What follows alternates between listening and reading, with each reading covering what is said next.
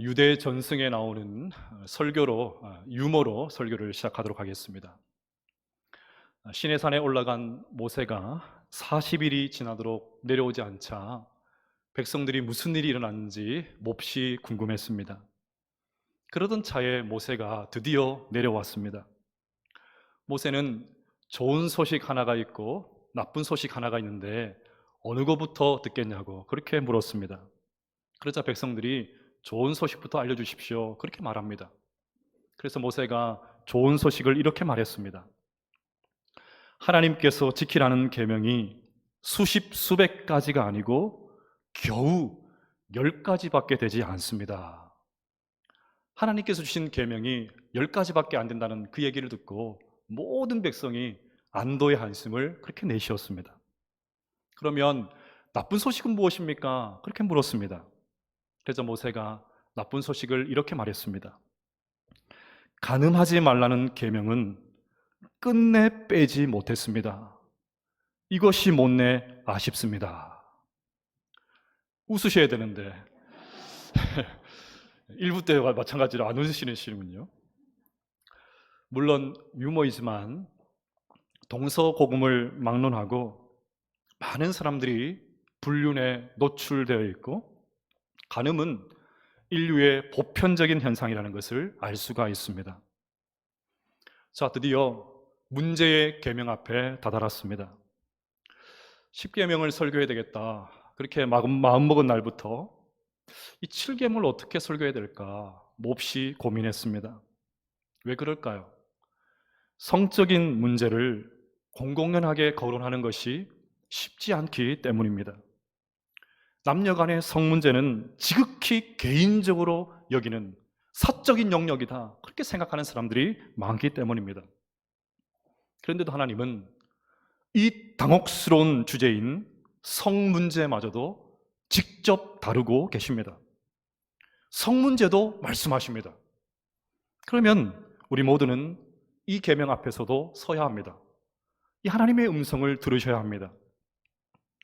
이스라엘 나라에는 손을 대지 않고 돌로 쳐 죽이는 치명적인 죄 3가지가 있었습니다. 첫째는 하나님을 배반하는 우상 숭배였고, 둘째는 다른 사람의 생명을 해하는 살인이었고, 마지막 3번째가 오늘 살펴볼 간음입니다. 이 3가지 죄를 지은 사람은 2명의 증인만 있어도 현장에서 돌로 쳐 죽였습니다. 이렇게 끔찍한 처벌이 내려졌기 때문에 이스라엘 백성들에게는 간음이 없었을까요? 전혀 그렇지 않습니다. 예레미야서를 보면 이스라엘 백성들을 순말에 그렇게 비교할 정도로 그들은 간음 공화국이었습니다. 내가 어찌 너를 용서하겠느냐? 내 전하가 나를 버리고 신이 아닌 것들로 맹세하였으며 내가 그들을 배불리 먹인즉 그들이 간음하며 창기의 집에 허다히 모이며 그들은 두루 다니는 살찐 수말같이 각기 이웃의 아내를 따르며 소리 지르는도다. 우리나라의 사정은 좀 다를까요? 몇 해 전 한 여검사의 용기 있는 폭로로 시작된 미투 운동이 한국 사회를 계속해서 휩쓸고 있습니다. 정치, 법조, 연애, 체육, 종교계 할 것 없이 사회 모든 분야에서 본물처럼 폭로가 터져나오고 있습니다. 한현택 교수는 이미 17년 전에 자신의 책에서 한국 사회에 만연한 성 문제를 아주 재치 있게 지적했습니다. 한 아기가 있었다. 그런데 그 아기가 부르는 사람은 다 죽어버리는 것이었다. 예를 들면 아기가 태어나 말을 할 때 엄마라고 하니까 엄마가 죽는 것이었다. 차대로 형, 누나를 부르니 형과 누나가 모두 죽었다. 그걸 본 아빠가 아기가 두려워서 멀리 도망가기 시작했다. 드디어 아기는 아빠라고 말했다. 아빠가 어떻게 되었을까요? 아기가 아빠라고 말하는 순간 그만 옆집 아저씨가 죽었다.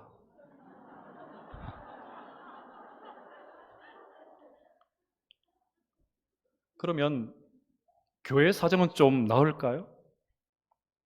전혀 그렇지 않다는 것을 우리 모두는 알고 있습니다.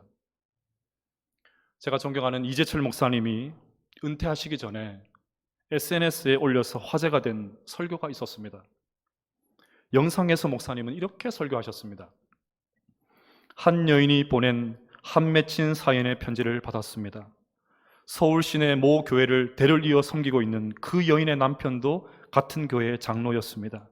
하지만 오랫동안 암으로 투병한 그 여인에게 남편이 이혼을 요구하면서 아예 집을 나가 다른 여자와 동거 생활을 하고 있습니다. 그 여인은 최근에 남편이 동거녀와 함께 100주년 기념교회에서 행복하게 신앙생활을 한다는 사실을 알았습니다. 그래서 제게 하소연하는 편지를 보낸 것입니다. 편지 내용이 모두 사실이라면 오늘도 우리 교회 어느 예배실에선가 예배를 드리고 있을 그 여인의 남편에게 이렇게 묻고 싶습니다. 장로님은 지금 왜 예배를 드리고 있습니까? 장로님은 무엇의 종, 누구의 증인으로 살고 있습니까? 말씀의 종입니까? 주님의 증인입니까? 아니면 자기 욕망의 종, 자기 자신의 증인입니까? 마지막에 목사님께서 하신 말씀이 무겁습니다. 우리 각자는 어떻습니까? 우리 각자는 어떻습니까? 굳이 말을 보태지 않아도 우리 사정도 별반 다르지 않다는 것을 우리 모두는 잘 알고 있습니다. 자, 그러면 이제 확실해졌습니다. 간음은 이스라엘 백성들만의 문제가 아닙니다. 한국 사회 전체의 문제요, 심지어 교회 안에 있는 우리들이 모두의 문제입니다. 성적인 문제 앞에서 안심하다고 자신을 할 수 있는 사람은 아무도 없습니다. 나는 괜찮아요. 이 나이에 내가 그런 사람은 아무도 없습니다. 그렇기 때문에 오늘 7계명은 그 어느 때보다도 우리에게 중요합니다. 그 어떤 계명보다 무겁게 받으셔야 합니다. 자, 그러면 왜 하나님은 간음을 금하시고 돌로 즉결 처분을 해야 할 만큼 엄하게 다루셨을까요? 우리는 7계명을 단순히 성적으로 문란하게 살면 안 된다, 그 정도 수준으로 이해합니다. 물론 그런 측면도 있습니다. 하지만 하나님은 이 계명을 주실 때에 가정을 염두에 두고 주셨습니다. 레위기 20장 10절 말씀을 함께 읽어보겠습니다. 시작. 누구든지 남의 아내와 간음하는 자, 곧 그의 이웃의 아내와 간음하는 자는 그 간부와 음부를 반드시 죽일지니라. 여기서 간음하는 남자가 기혼인지 미혼인지 분명하지 않지만 간음한 여자는 분명 한 사람의 아내입니다. 따라서 간음은 유부남과 유부녀가 성적인 관계를 맺는 것입니다. 왜 이것이 문제가 될까요? 당시에는 가족이 3대는 기본이고 많으면 5대까지 한 울타리에서 모여서 살았습니다. 가정은 상속 재산을 지키고 적법한 아들을 세우고 부모들의 노후를 보장할 수 있도록 그렇게 자녀를 양육하는 것이 매우 중요했습니다. 그런데 간음으로 인해서 다른 혈통이 들어오면 심각한 문제가 생깁니다. 가족과 재산을 상속할, 이어갈 후손의 적법성 문제가 생기는 것이죠. 다른 피가 섞이면 상황이 곤란해집니다. 그래서 하나님은 한 가정의 존재 기반을 뒤흔드는 그 간음을 중대한 범죄로 여기셨고 철저하게 금하셨던 것입니다. 우리는 흔히 간음을 하면 나와 내 가족이 피해를 입는다고 생각합니다. 그것도 맞지요. 배우자와 자녀가 당할 충격은 끔찍합니다. 하지만 더 나아가서 간음은 다른 사람의 가정도 망가뜨립니다. 우리는 이것을 다윗이 밧세바를 취한 사건을 통해서 분명하게 알 수 있습니다. 막강한 권력을 가진 다윗은 왕이기 전에 유부남이었습니다. 그가 취한 밧세바 또한 유부녀였습니다. 성경이 밧세바를 설명하는 말을 주목해야 합니다. 사무엘하 11장 3절을 보시면 다윗이 사람을 보내 그 여인을 알아보게 하였더니 그가 아뢰되 그는 엘리암의 딸이요 햇사람 우리아의 아내 밧세바가 아니니까 하니, 엄연히 아비가 있는 여자입니다. 엄연히 남편이 있는 아내입니다. 그렇게 말하고 있습니다. 이 말에서 다윗의 행동이 어떤 결과를 낳는지 미리 알 수가 있습니다. 따라서 다윗의 행동은 단순히 성적으로 문란하게 살았다 그 정도가 아닙니다. 막강한 권력을 가지고 한 여인을 성노리개감으로 그렇게 치부하며 살았다 그 정도에서 그치지 않습니다. 남편 우리아가 죽었습니다. 아내가 남편의 안타까운 죽음을 그냥 지켜볼 수밖에 없었습니다. 그렇게 한 단란한 과정이 권력자의 막강한 힘을 가지고 있는 왕에 의해서 처참하게 무너진 그 사건이 바로 간음이죠. 이것이 바로 간음의 결과입니다. 흔히 혼전순결이 중요하다 그렇게 말하죠. 네, 혼전순결은 요즘과 같은 시대에 아무리 강조해도 지나침이 없습니다. 요즘 젊은이들에게 혼전순결을 말하면 목사님 요즘 세상이 어떤 세상인데 그런 말씀하십니까? 골동품 취급을 할 것입니다. 꼰대 발언이라고 그렇게 비아냥거릴 것입니다. 그런 소리를 들어도 저는 아무런 상관이 없습니다. 왜냐하면 세상의 풍조와 대세와 상관없이 그것이 성경의 가르침이기 때문입니다. 성경은 분명히 말합니다.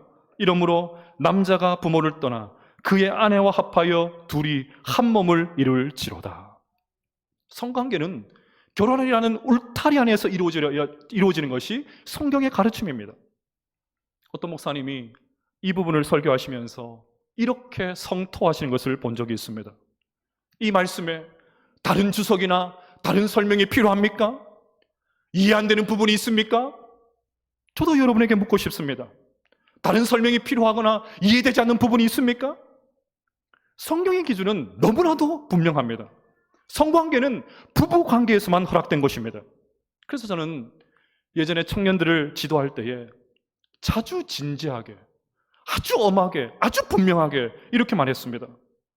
배우자에게 줄 수 있는 최고의 혼수품은 너의 순결이야. 오직 배우자를 위해서 아껴둔 순결이야. 젊은이들 만나면 남자들은 어떤 집을 마련할까? 어떻게 집을 마련할까? 자매들을 만나면 어떤 거 살까? 냉장고는 뭐 살까? 가전제품은 뭐 살까? 가구는 뭐 살까? 온통 그 생각밖에 없어요. 그래서 제가 꿈 깨라고, 정신 차리라고. 그것이 중요한 것이 아니고 배우자에게 줄 수 있는 최고의 혼수는 오직 한 사람을 위해서 준비된, 고결하게 준비해 놓은 순결이야. 끊임없이 강조했습니다. 그런데 혼전 순결만큼 중요한 것이 혼후 순결입니다. 혼후 순결이 중요합니다. 결혼 전 배우자에게 줄 수 있는 최고의 선물인 순결은 결혼을 했다고 바뀌지가 않습니다. 결혼 후에도 배우자에게 줄 수 있는 최고의 선물 또한 배우자에게만 허락된 내 몸입니다. 오직 배우자를 위해서 헌신하는 사랑이죠. 따라서 오늘 7계명을 통해서 하나님은 이렇게 말씀하십니다. 순결을 통해서 너의 가정을 지켜라. 순결을 통해서 다른 사람의 가정을 지켜라. 제발 순결로 가정을 지켜라. 그렇게 말씀하십니다. 자, 그러면 구체적으로 한번 살펴보겠습니다. 어떻게 하면 순결로 가정을 지킬 수 있을까요? 첫째로 처음부터 음욕의 싹을 잘라야 합니다. 지난주 살인에 이어서 예수님은 간음에 대해서도 설교를 해주셨습니다. 마태복음 5장 27절에서 30절 말씀을 함께 읽어보겠습니다. 시작. 또 간음하지 말라 하였다는 것을 너희가 들었으나 나는 너희에게 이르노니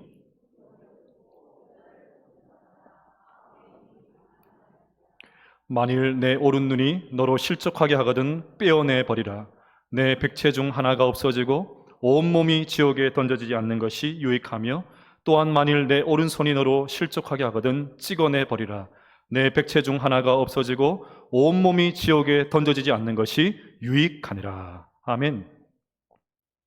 예수님은 음욕을 품고 여자를 보는 자마다 이미 간음했다 그렇게 말씀하십니다. 이전 성경은 이것을 여자를 보고 음욕을 품는 자마다 그렇게 번역을 했습니다. 좀 순서가 바뀌었죠? 역시 좀 정리를 해야 될 것이 있습니다. 말씀이 계속 남자를 문제 삼으니까 우리 여자분들은 나는 상관없어, 나는 상관없어 그렇게 할지 모르겠지만 그렇지 않습니다. 여기서 남자는 대표이고 여자분들도 음욕을 품고 이성을 보면 마찬가지입니다. 문제는 이전 번역 성경이 여자를 보고 음욕을 품는다 이 말씀에 익숙하다 보니까 매력적인 사람들을 보았을 때 어떤 충동도 느껴서는 안 된다 그렇게 생각을 합니다. 그럼 그것이 가능합니까? 불가능하죠. 이성을 보고 매력을 느끼는 것은 죄가 아닙니다. 우리가 음식을 보면 식욕이 생기고 아픈 일을 당하면 고통을 느끼는 것과 마찬가지입니다. 다만 예수님께서 여기서 문제 삼는 것은 음욕에 찬 상상입니다. 개슴츠레한 정욕의 눈동자를 가지고 이성을 응시하는 것입니다. 그래서 이렇게 정리하면 좋겠습니다. 이성을 보는 것은 죄가 아니에요. 그런데 지나간 이성을 이게 죄입니다. 그냥 보는 것은 죄가 아니에요. 지나갔는데 보면 죄예요. 이걸 구분하셔야 돼요. 근데 예수님의 말씀에서 우리가 주목해야 될 것이 있습니다. 예수님은 눈으로 보는 것이 행동으로 연결된다고 하십니다. 먼저 눈으로 익숙해지면 마음이 요동치기 시작하고 어느새 그 마음이 행동으로 연결이 됩니다. 결국 마음이 문제인데 그 마음을 누가 움직입니까? 보거나 듣거나 만지거나 하는 감각적인 것이 마음을 움직입니다. 그런데 우리 주변을 한번 보십시오. 오늘 이 시대는 그 어느 때보다도 시각적인 문화입니다. 자극적인 것이 널려 있습니다. 무엇이든지 팔려고 하는 자본주의는 성마저도 상품으로 만들어서 아주 그럴듯하게 만들어 놓았습니다. 이 정도는 누려야 현대인이라고, 성적인 에너지를 마구 발산하라고, 성이 인간에게 주어진 최고의 목적인 것처럼 홍보하고 광고하고 선전해야 됩니다.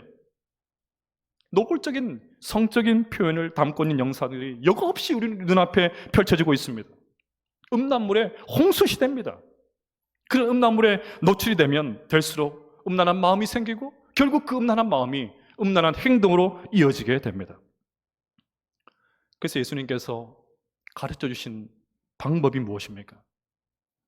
내 오른눈이 너로 실족하게 하거든 빼어내 버리라. 내 오른눈이 실족하게 하거든 빼어내 버리라. 행동 이전에 마음에 그것이 일어나는 눈이 문제니까 원천적으로 눈을 제거하라는 말이죠. 그래서 초대교회 교부였던 오리게네스는 철저한 금욕을 실천하기 위해서 자신의 성기를 절단하기까지도 했습니다. 그런데 예수님께서 우리에게 원하시는 것이 정말 이것일까요? 오늘 이 예수님의 말씀을 문자적으로 적용하면 눈이 성한 사람이 누가 있겠습니까? 우리 모두는 눈이 성할 수가 없지요. 그래서 존 스토트 목사님은 이 부분을 이렇게 해석했습니다. 그대로 읽어드리겠습니다. 눈을 통해 유혹을 받게 되어 죄를 짓게 하거든 너의 눈을 뽑아버리라. 곧 보지 말라는 말이다. 실제로 눈을 뽑아 던져버려서 이제는 더 이상 볼 수 없는 사람이 된 것처럼 행동해라. 너희 손이 하는 일이나 너희 발이 가는 곳으로 인해 유혹에 빠져 죄짓게 하거든 너희 손이나 발을 잘라버리라. 곧 그 짓을 하지 말라. 그곳에 가지 말라는 말이라. 실제로 손과 발을 잘라 내던져 이제는 불구가 되어 그 짓을 할 수 없는 사람처럼 죄짓게 하는 곳에 다시는 찾아갈 수 없는 사람처럼 행동하라. 이것이 자기를 쳐 죽이는 일의 뜻이다. 여러분, 예수님이 눈을 빼라고 하신 것은 처음부터 유혹의 고리를 잘라내라는 말입니다. 음욕의 싹이 자라서 열매 맺기 전에 처음부터 잘라내라는 말입니다. 아예 유혹이 될 만한 것은 가지도 말라는 말입니다. 여러분, 우리에게는 안전지대는 없습니다. 교회도 예외가 아닙니다. 봉사한다고 왔다 갔다 하면서 얼마든지 문제가 터질 수 있습니다. 저도 부목사 때 권사님들과 신방 갈 때가 있었습니다. 어떤 분들은 언제 제가 목사님 옆에 앉아보겠어요? 하면서 조수석문을 확 엽니다. 그럼 제가 아주 엄하게, 아주 부드럽게 권사님 뒤로 가세요. 뒤에 앉으세요. 원천적으로 차단해야 합니다. 그러므로 유혹의 환경 속에서 우유부단한 태도를 보이면 안 됩니다. 조금이라도 유혹의 요소가 보이려고 하면 철저하고 분명한 태도를 보여야 합니다. 스마트폰이 우리를 실족하게 하면 폴더폰으로 바꿔야 합니다. 그것을 참지 못하면 그냥 폴더폰으로 바꿔버려야 돼요. 아예 처음부터 여지기를 남기지 않는 것. 그것이 간음을 이기는 첫 번째 비결입니다. 둘째로, 평소에 좋은 부부관계를 유지해야 합니다. 종교개혁자들과 청교도들은 오늘 이 7계명을 혼우 순결을 지킬 뿐만 아니라 배우자에게 성적인 의무를 다해야 한다는 뜻으로 그렇게 해석을 했습니다. 심지어 배우자가 성생활을 거부하는 것을 성적 유기로 간주해서 이혼의 사유로 들기까지 했습니다. 따라서 순결로 가정을 지키기 위해서 평소에 좋은 부부관계를 유지해야 합니다. 달콤한 신혼기간을 지내고 나면 흔히 사랑이 식었다 그렇게 말하죠. 이제 사랑이 식었다 그럽니다. 하지만 정확하게 말하면 사랑이 식은 것이 아니라 사랑의 대상이 바뀐 것입니다. 배우자를 사랑했던 자리에 다른 사람이 들어온 것입니다. 또 다른 것, 돈, 출세, 자녀, 취미생활 등이 배우자 자리에 들어온 것입니다. 여전히 사랑하는데 그 대상이 배우자가 아니라 다른 것으로 대체가 되어서 열렬히 그것을 사랑하고 있는 것입니다. 그러면 여러분은 어떻습니까? 우리는 어떻습니까? 고린도전서 7장 3절에서 5절 말씀을 함께 읽어보겠습니다. 시작. 남편은 그 아내에 대한 의무를 다하고 아내도 그 남편에게 그렇게 할지라. 아내는 자기 몸을 주장하지 못하고 오직 그 남편이 하며 남편도 그와 같이 자기 몸을 주장하지 못하고 오직 그 아내가 하나니 서로 분방하지 말라. 다만 기도할 틈을 얻기 위하여 합의상 얼마 동안은 하되 다시 합하라. 이는 너희가 절제 못함으로 말미암아 사탄이 너희를 시험하지 못하게 하려 함이라. 아멘. 남편과 아내 모두 서로를 향한 의무를 다하라고 하십니다. 무슨 의무입니까? 성적인 의무입니다. 그래서 서로 분방하지 말라고 합니다. 그래서 기도를 하려고 분방하려고 해도 그것도 합의해서 하라고 하십니다. 기도를 위해서 분방하려고 해도 배우자가 거절하면 고민해야 된다고 하십니다. 그만큼 부부관계에 있어서 성적 의무를 다하는 것은 중요하다고 그렇게 말씀하시는 것이죠. 흔히 부부관계가 안 좋으면 어려움을 겪으신 분들이 한결같이 하는 말들이 뭐냐면 성격 차이입니다. 성격 차이. 우리 부부 성격 차이입니다. 그렇게 말하죠. 사실은 성격차일 때가 훨씬 더 많습니다. 그러니 평소에 서로를 향한 성적인 의무를 다하시기를 바랍니다. 그것이 배우자로 하여금 한눈 팔지 않고 가정을 지키는 중요한 방법임을 잊지 마시기를 바랍니다. 셋째로, 하나님의 절절한 사랑을 경험해야 합니다. 앞서 간음은 돌로 쳐 죽일 만큼 아주 엄한 죄라고 말씀드렸습니다. 그런데 예수님은 간음하다가 현장에서 붙잡힌 여인을 그렇게 대하지 않으셨습니다. 여기에 간음을 이기는 최고의 방법이 있습니다. 율법에 정통한 서기관과 바리새인들이 간음하다 잡힌 여인을 끌고 와서 예수님께 묻습니다. 모세는 율법에 이러한 여자를 돌로 치라 명하였거니와 선생은 어떻게 말하겠나이까? 이들의 거센 질문에 예수님은 아무런 대답도 하지 않으시고 몸을 구부려서 땅에 무언가를 쓰기 시작하십니다. 그리고 얼마간 시간을 지나서 이윽고 예수님께서 일어나셔서 그들에게 말씀하십니다. 너희 중에 죄 없는 자가 돌로 치라. 너희 중에 죄 없는 자가 돌로 치라. 왜 예수님은 그 여인을 율법의 조항대로 그렇게 처벌하지 않으셨을까요? 정죄와 처벌만으로는 간음에서 빠져나올 수 없기 때문입니다. 아무리 인간적으로 애를 쓰고 벌도 받아도 성적인 탐욕에서 벗어나기가 힘들기 때문입니다. 그래서 너희 중에 죄 없는 자가 돌로 치라 그 말을 듣고 양심의 가책을 느낀 사람들이 다 사라지자 예수님께서 이 여인에게 강력하게 선언하십니다. 나도 너를 정죄하지 아니하노니 가서 다시는 죄를 범하지 말라. 나도 너를 정죄하지 아니하노니, 율법의 조항대로 너를 판단하지 아니하노니 그냥 용서해 줄 테니까 가서 다시는 죄를 짓지 말아라. 이것이 예수님의 마음이었습니다. 결국 성적 탐욕에서 벗어나 순결로 가정을 지키기 위해서는 하나님의 무조건적인 사랑을 경험할 때 비로소 가능합니다. 여러분, 이 여인은 이후에 어떻게 살았을까요? 성경은 이것에 대해서 침묵하고 있지만 저는 확신합니다. 하나님의 이 절절한 무조건적인 사랑을 경험한 이 여인은 모든 간음의 그 자리를 박차고 일어나서 순결한 삶을 살았을 것입니다. 따라서 우리가 성욕으로 헐떡거리는 이 동물과 같은 욕망에서 벗어나기 위해서는 하나님의 사랑을 끊임없이 마셔야 합니다. 매일매일 이 사랑에 젖어서 살아야 합니다. 혹시 우리 가운데 성적으로 실수한 분들이 계십니까?